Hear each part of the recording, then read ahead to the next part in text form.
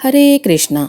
ओम नमः शिवाय। प्रिय भक्तों, स्वागत है आपका मेरे यूट्यूब चैनल पूजा पाठ में। भक्तों, आज मैं आपको शुक्रवार व्रत कथा सुनाने जा रही हूँ। शुक्रवार के दिन माता संतोषी की पूजा करके व्रत कथा के श्रवण करने से घर में सुख शांति वैभव की प्राप्ति होती है।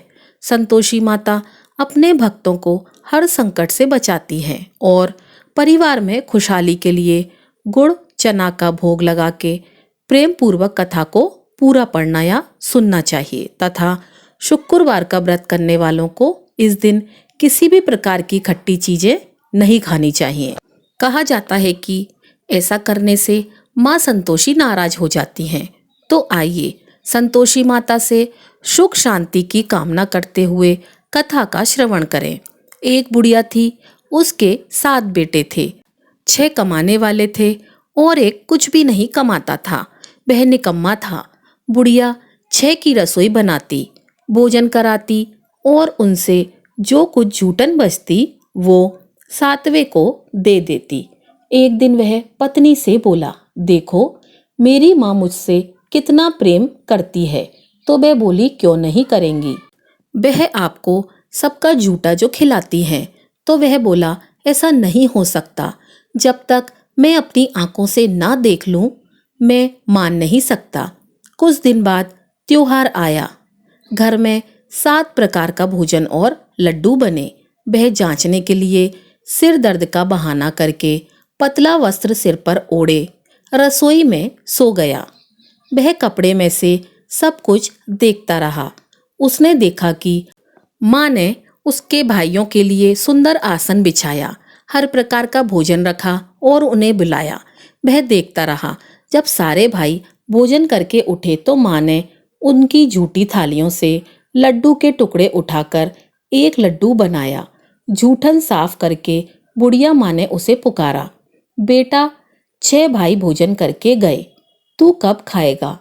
वह कहने लगा, माँ मुझे भोजन नहीं करना, मैं परदेश जा रहा हूँ। माँ बोली, कल जाता है तो आज ही चला जा। वह बोला, आज ही जा रहा हूँ। यह कहकर वह घर से निकल गया। चलते समय उसे पत्नी की याद आ गई। वह गौशाला में कंडे उपले बना रही थी। वह जाकर बोला, हम जावे परदेश, आवेंगे कुछ काल, तुम रहियो संतोष से धर्म आपनो पाल। वह बोली, जाओ पिया आनंद से, हमारो सोच हटाए, राम भरोसे हम रहें, ईश्वर तुम्हें सहाय। 2 निशानी आपन देख धरू में धीर, सुधिमति हमारी विसर, हो रखियो मन गंभीर। वह बोला, मेरे पास तो कुछ नहीं, यह अंगूठी है सो ले ले और अपनी कुछ निशानी दे दे। वह बोली, मेरे पास क्या है, एक गोबर भरा हाथ है। यह कहकर उसकी पीठ पर गोबर के हाथ की थाप मार दी। वह चल दिया। चलते चलते दूसरे देश पहुंचा। वहां एक साहूकार की दुकान थी। वहां जाकर कहने लगा, भाई मुझे नौकरी पर रख लो। साहूकार को जरूरत थी, बोला रह जा। लड़के ने पूछा, तनख्वाह क्या दोगे? साहूकार ने कहा, काम देख के दाम मिलेंगे। अब वह सुबह के 8 बजे से लेकर रात के 10 बजे तक नौकरी करने लगा। कुछ ही दिनों में वह सारा कामकाज अच्छे से करने लगा। सेठ ने काम देखकर उसे आधे मुनाफे का हिस्सेदार बना दिया। वह कुछ वर्षों में बहुत बड़ा सेठ बन गया और मालिक सारा कारोबार उस पर छोड़कर चला गया। उधर उसकी पत्नी को सास ससुर दुख देने लगे। सारा घर का कामकाज करवाकर उसको लकड़ियां लेने जंगल में भेज देते। घर में आटे में से जो भूसी निकलती उसकी रोटी बनाकर रख दी जाती और फूटे नारियल की नरेली में पानी। एक दिन वह लकड़ी लेने जा रही थी तो रास्ते में बहुत सी महिलाएं संतोषी माता का व्रत करती हुई दिखाई दी। वह वहां खड़ी होकर कथा सुनने लगी और उनसे पूछने लगी, बहनों तुम किस देवता का व्रत करती हो और उसके करने से क्या फल मिलता है? यदि तुम मुझे इस व्रत का महत्व बताओगी तो मैं तुम्हारी बहुत आभारी रहूंगी। तब एक महिला बोली, सुनो, यह संतोषी माता का व्रत है। इसे करने से गरीबी का नाश होता है और जो कुछ मन में है वह सब संतोषी माँ की कृपा से मिल जाता है। महिला बोली, सवा आने का गुड़ चना लेना, प्रत्येक शुक्रवार को निराहार रहकर कथा सुनना, मनोकामना पूर्ण होने पर उद्यापन करना। उसने रास्ते में लकड़ी के बोझ को बेच दिया। उन पैसों से गुड़ चना लेकर माता के व्रत की तैयारी कर आगे चली। सामने मंदिर देखकर पूछने लगी, यह मंदिर किसका है? सब कहने लगे, संतोषी माता का मंदिर है। यह सुनकर माता के मंदिर में जाकर माता के चरणों में लिपट गई और विनती करने लगी, माँ, मैं अनजान हूँ, व्रत का कोई नियम नहीं जानती हूँ, मैं दुखी हूँ। हे माता जगत जननी, मेरा दुख दूर करो, मैं आपके शरण में हूँ। माता को बड़ी दया आई। एक शुक्रवार बीता कि दूसरे शुक्रवार उसके पति का पत्र आया और तीसरे शुक्रवार उसके पति ने उसको पैसे भेज दिए। यह देख जेठ जेठानी का मुंह बन गया और उसको ताने देने लगे कि अब तो उसके पास पैसा आ गया, अब यह बहुत ही इतराएगी। बेचारी आंखों में आंसू भरकर संतोषी माता के मंदिर में चली गई और माता के चरणों में बैठकर रोने लगी और बोली, माँ, मैंने पैसे कम मांगे, मुझे पैसे से क्या काम, मुझे तो अपना सुहाग चाहिए, मैं तो अपने स्वामी के दर्शन करना चाहती हूँ। तब माता ने प्रसन्न होकर कहा, जा बेटी, तेरा स्वामी आएगा। यह सुनकर खुशी खुशी वह घर जाकर काम करने लगी। अब संतोषी माँ विचार करने लगी कि इस भोली पुत्री को मैंने कह तो दिया कि तेरा पति आएगा, लेकिन कैसे? वह तो इसे स्वप्न में भी याद नहीं करता।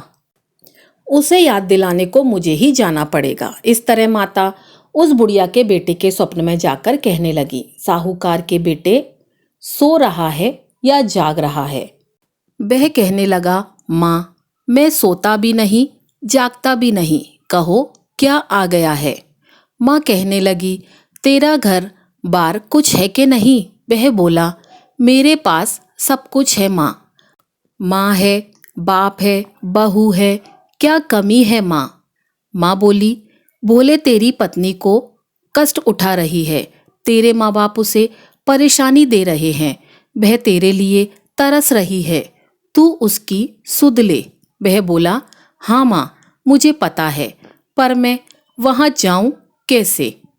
माँ कहने लगी, मेरी बात मान, सवेरे नहा धोकर संतोषी माता का नाम ले, घी का दीपक जला, दुकान पर चला जा, देखते ही देखते तेरा सारा लेन देन उतर जाएगा, सारा माल बिक जाएगा, सांझ तक धन का भारी ढेर लग जाएगा, थोड़ी देर में देने वाले रुपया देने लगेंगे, सारे सामान का ग्राहक सौदा करने लगेंगे। प्रिय भक्तगणों, जिस प्रकार संतोषी माता ने बताया था उसने ठीक वैसा ही किया और शाम तक धन का भारी ढेर इकट्ठा हो गया और संतोषी माता का यह चमत्कार देखकर वह प्रसन्न हो गया और धन इकट्ठा करके घर ले जाने के लिए वस्त्र गहने खरीदने लगा और फिर घर को निकल गया। उधर उसकी पत्नी जंगल में लकड़ी लेने जाती थी। लौटते वक्त माता जी के मंदिर में आराम करती है। प्रतिदिन वह वहीं विश्राम करती थी। अचानक से धूल उड़ने लगी। धूल उड़ती देखकर वह माता से पूछने लगी, हे माँ, यह धूल कैसे उड़ रही है? माँ ने कहा, हे पुत्री, तेरा पति आ रहा है, अब तू ऐसा कर कि लकड़ी के 3 ढेर तैयार कर, एक नदी के किनारे रख, दूसरा मेरे मंदिर में रख और तीसरा अपने सर पर रख। तेरे पति को लकड़ियों का गट्ठर देखकर तेरे लिए मोह पैदा होगा, वह यहाँ रुकेगा, नाश्ता पानी खाकर माँ से मिलने जाएगा। तब तू लकड़ियों का बोझ उठाकर चौक पर जाना और गट्ठर नीचे रखकर जोर से आवाज लगाना, ले लो सासू जी लकड़ियों का गट्ठर ले लो, भूसे की रोटी दे दो, नारियल के खोपड़े में पानी दे दो, आज मेहमान कौन आया है। माता जी से अच्छा कहकर जैसा माँ ने कहा वैसा करने लगी। इतने में मुसाफिर आ गए। सूखी लकड़ी देखकर उसकी इच्छा हुई कि हम यहीं पर आराम करें और भोजन बनाकर खा पीकर गांव जाएं। अब वह भोजन बनाकर खा पीकर आराम करके गांव को चले गए। उसी समय सिर पर लकड़ी का गट्टर लिए वह आती है। लकड़ियों का बोझ आंगन में उतारकर जोर से आवाज लगाती है, लो सासू जी, लकड़ियों का गट्ठर लो, भूसे की रोटी दो, आज मेहमान कौन आया है। यह सुनकर उसकी सास बाहर आकर अपने दिए हुए कष्ट को भुलाने के लिए कहती है, बहू ऐसे क्यों कह रही है, तेरा मालिक आया है, आ बैठ, भोजन कर, कपड़े गहने पहन। उसकी आवाज सुनकर उसका पति बाहर आता है। उसके हाथ में अंगूठी देख व्याकुल हो जाता है। माँ से पूछता है, माँ यह कौन है। माँ बोली, बेटा यह तेरी बहू है। जब से तू गया है तब से सारे गांव में भटकती फिरती है, घर का कामकाज कुछ भी नहीं करती, चार पहर आकर खाती है। वह बोला, ठीक है माँ, मैंने इसे भी देखा और तुम्हें भी, अब दूसरे घर की चाबी दो, मैं उसमें रहूंगा। माँ बोली, ठीक है। तब वह दूसरे मकान की तीसरे मंजिल का कमरा खोलकर सारा सामान जमाने लगता है। एक दिन में राजा के महल जैसा ठाट बाट बन गया। अब क्या था, बहू सुख भोगने लगी। इतने में शुक्रवार आया। उसने पति से कहा कि मुझे संतोषी माता के व्रत का उद्यापन करना है। पति बोला, खुशी से कर लो। वह उद्यापन करने की तैयारी करने लगी। जेठानी के लड़कों को भोजन के लिए बुलाने गई तो उन्होंने कहा, ठीक है। पर पीछे से जेठानी ने अपने बच्चों से कहा कि भोजन के वक्त खटाई मांगना, जिससे उसका उद्यापन ना हो सके। लड़के गए और खीर खाकर पेट भर गया, लेकिन खाते ही कहने लगे कि हमें खटाई दो, हमसे खीर नहीं खाई जाती। वह कहने लगी, खटाई नहीं दी जाएगी, यह तो संतोषी माता का प्रसाद है। लड़के उठकर खड़े हो गए, बोले, पैसा लाओ। भोली बहू कुछ जानती नहीं थी, उन्हें पैसे दे दिए। लड़के उसी समय इमली लेकर आए और खाने लगे। यह देखकर बहू पर माताजी ने क्रोध किया। राजा के दूत उसके पति को पकड़ ले गए। जेठ जेठानी कहने लगे, लूट लूट कर धन लाया था, अब पता चलेगा जब जेल की मार खाएगा। बहू से यह सहन नहीं हुआ, रोती हुई मंदिर में गई। कहने लगी, हे माता, यह क्या किया। हंसाकर अब भक्तों को रुलाने लगी। माता बोली, बेटी तूने उद्यापन करके मेरा व्रत भंग किया है। वह कहने लगी, माता मैंने क्या अपराध किया, मैंने भूल से लड़कों को पैसे दे दिए थे, मुझे क्षमा करो, मैं फिर तुम्हारा उद्यापन करूंगी। माँ बोली, अब भूल मत करना। वह कहती है, अब भूल नहीं होगी। अब वो कैसे आएंगे माँ। माँ बोली, जा तेरा पति तुझे रास्ते में आता मिलेगा। वह निकली, रास्ते में पति मिला। उसने पूछा, कहाँ गए थे। वह कहने लगा, इतना धन जो कमाया है उसका, यानी कि टैक्स राजा ने मांगा था, वह भरने गया था। वह खुशी होकर बोली, अब घर चलो। कुछ दिन बाद फिर शुक्रवार आया तो वह बोली कि मुझे दोबारा माता का उद्यापन करना है। पति ने कहा, करो। बहू फिर जेठ के लड़कों को भोजन को कहने गई। जेठानी ने एक दो बातें सुनाई और फिर अपने लड़कों से कहा कि तुम सब लोग पहले ही खटाई मांगना। अब तो लड़के भोजन से पहले कहने लगे, हमें खीर नहीं खानी, हमारा जी बिगड़ता है, कुछ खटाई खाने को दे दो। वह बोली, खटाई किसी को नहीं मिलेगी, आना हो तो आओ। वह ब्राह्मण के लड़के लाकर भोजन कराने लगी। दक्षिणा की जगह उनको एक एक फल दिया। संतोषी माता प्रसन्न हुई, माता की कृपा हुई। 9वें मास में उसे सुंदर पुत्र प्राप्त हुआ। पुत्र को पाकर प्रतिदिन माता जी के मंदिर को जाने लगी। माता ने सोचा, यह रोज आती है, आज क्यों ना इसके घर चलूं। यह विचार करके माता ने भयानक रूप बनाया। गुड़ चने से सना हुआ मुख, ऊपर सूंड के समान होंठ, उस पर मक्खियां भिनभिना रही थीं। देहली पर पैर रखते ही उसकी सास चिल्लाई, देखो रे, कोई चुड़ैल या डाकिनी आ रही है, लड़कों इसे निकालो, नहीं तो किसी को खा जाएगी। लड़के भागने लगे, चिल्लाकर खिड़की बंद करने लगे। बहू रोशनदान में सब देख रही थी और खुशी से चिल्लाने लगी, आज मेरी माताजी मेरे घर आई हैं, वह बच्चे को दूध पीने से हटाती है।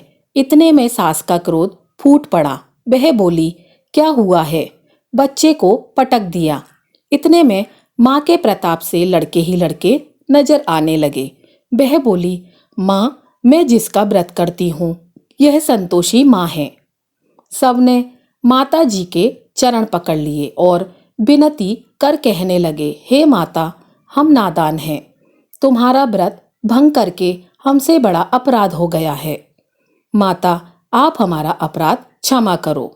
इस प्रकार माता प्रसन्न हुई। हे संतोषी माता, बहू को प्रसन्न हो जैसे फल दिया वैसा फल अपने सभी भक्तों को देना। इस कथा कहानी को कहते सुनते हुंकारा भरते सबका कल्याण करना। प्रेम से बोलिए, संतोषी माता की जय। तो प्रिय भक्तों, अब आइए सुनते हैं शुक्रवार की दूसरी कथा। एक समय की बात है, एक नगर में किसान, ब्राह्मण और वैश्य जाति के तीनों लड़कों में परस्पर गहरी मित्रता थी। उन तीनों का विवाह भी हो गया था। ब्राह्मण और किसान के लड़कों का गौना हो गया था, परंतु वैश्य के लड़के का गौना नहीं हुआ था। एक दिन किसान के लड़के ने वैश्य के लड़के से कहा, हे मित्र, तुम गौना करा के अपनी स्त्री को घर क्यों नहीं लाते? स्त्री के बिना घर सूना लगता है। वह बातें वैश्य के लड़के को जच गई। वह कहने लगा कि मैं अभी जाकर गौना कराकर ले आता हूँ। ब्राह्मण के लड़के ने कहा, अभी मत जाओ, क्योंकि शुक्र अस्त हो गया है, जब उदय हो जाए तब जाकर ले आना। परंतु वैश्य के लड़के को ऐसी जिद हो गई कि वह किसी प्रकार से नहीं माना। जब उसके घर वालों ने सुना तो उन्होंने भी उसे बहुत समझाया, परंतु वह किसी प्रकार से नहीं माना और अपने ससुराल चला गया। उनको आया हुआ देखकर ससुराल वाले भी चकरा गए। जवाई का स्वागत सत्कार करने के बाद उन्होंने पूछा, आपका कैसे आना हुआ?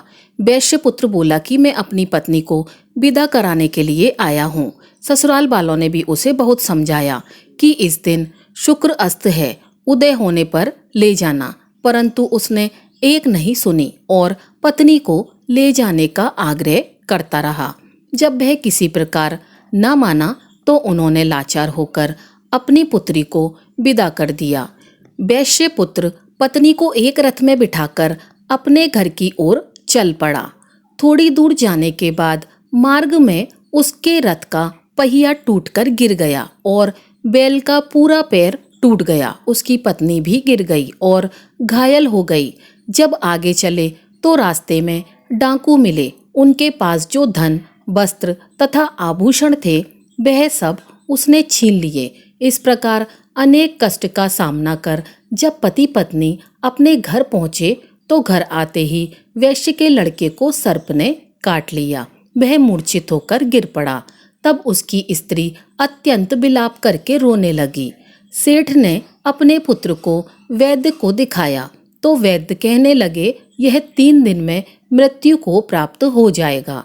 जब उसके मित्र ब्राह्मण के लड़के को सारी बात पता लगी तो उसने घर जाकर सनातन धर्म की परंपरा के अनुसार जिस समय शुक्र अस्त हो तो कोई भी अपनी स्त्री को नहीं लाता, परंतु यह शुक्र के अस्त में भी स्त्री को विदा करके ले आया। इस कारण सारे विघ्न उपस्थित हुए हैं। यह सब बात बताई और कहा कि यदि यह दोनों ससुराल वापस चले जाएं और शुक्र के उदय होने पर पुनः आवे तो निश्चय ही विघ्न टल सकता है। सेठ ने अपने पुत्र और उसकी पत्नी को शीघ्र ही उनके ससुराल वापस पहुंचा दिया। वहां पहुंचते ही वैश्यपुत्र की मूर्छा दूर हो गई। साधारण उपचार से ही सर्पविष से मुक्त हो गया। अपने दामाद को स्वस्थ देखकर ससुराल वाले अत्यंत प्रसन्न हुए। वैश्यपुत्र अपने ससुराल में स्वस्थ हो गया और जब शुक्र का उदय हुआ तब हर्षपूर्वक उसके ससुराल वालों ने उसको अपनी पुत्री सहित विदा किया। इसके पश्चात पति पत्नी दोनों घर आकर आनंद से रहने लगे। शुक्रवार व्रत को करने से अनेक विघ्न दूर होते हैं। शुक्रदेव की कृपा से सब मंगल होता है। तो प्रेम से बोलिए जय माता दी, संतोषी माता की जय। तो दोस्तों, यह थी हमारी आज की कथा। अगर आपको कथा अच्छी लगी हो तो वीडियो को लाइक कीजिएगा और चैनल को सब्सक्राइब कीजिएगा। आपका दिन शुभ हो।